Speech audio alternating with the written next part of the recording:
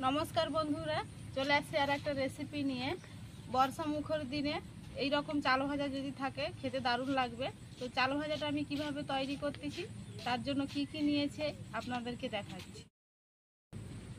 চাল ভাজা এই যে 1 জাম নিয়েছি, ভাজা ছোলা নিয়েছি, বাদাম, চানাচুর, নারকেল কোচানো, একসঙ্গে আদা কোচানো, রসুন কোচানো, পেঁয়াজ কোচানো, চিনি, সরষের তেল আর একসঙ্গে নিয়েছি হলুদ গুঁড়ো, লঙ্কার গুঁড়ো।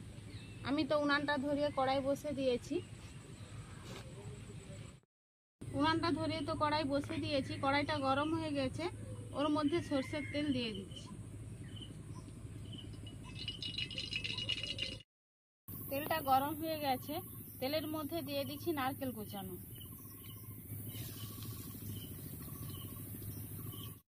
কোচানো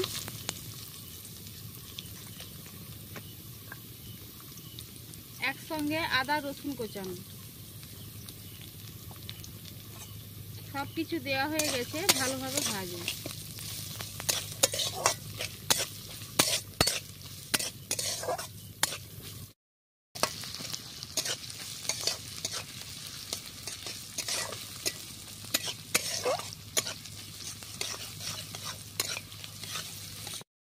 দেখুন সব কিছু দেওয়ার পরে নারকেল, আদা, পেঁয়াজ, রসুন সব কিন্তু লাল লাল হয়ে ভাজা হয়ে গেছে।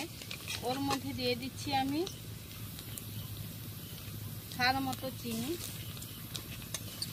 আর এই যে একসঙ্গে মেশানো লঙ্কা গুঁড়ো, হলুদ গুঁড়ো।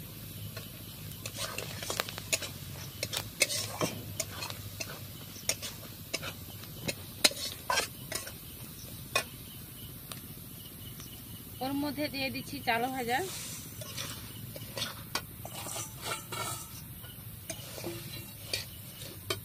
দিয়ে দিচ্ছি চানাচুর,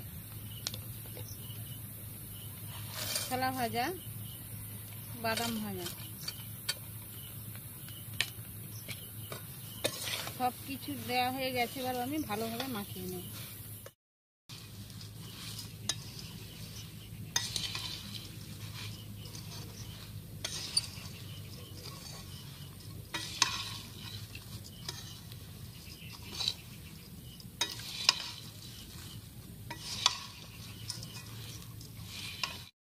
দেখুন চাল ভাজার কালারটা কেমন এসছে দেখুন।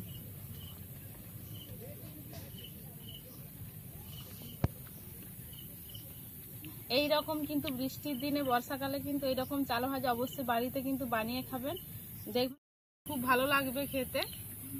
তো আমি যেভাবে বানালাম আপনারা অবশ্যই কিন্তু বাড়িতে ট্রাই করবেন, আর কেমন লেগেছে আমাকে কমেন্টেও জানাবেন। আমি একটু খেয়ে দেখছি কেমন টেস্ট এসছে।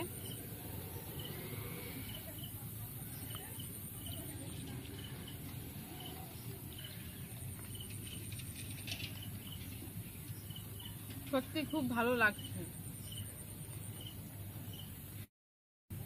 সত্যি বন্ধুরা খুব টেস্টি লাগছে, খুব ভালো লাগছে খেতে। এখানে আমি ভিডিওটা শেষ করছি, দেখা হচ্ছে আবার নতুন কোনো ভিডিও নিয়ে। ভালো লাগলে অবশ্যই লাইক, কমেন্ট, শেয়ার, সাবস্ক্রাইব করবেন। সবাই ভালো থাকবেন, সুস্থ থাকবেন।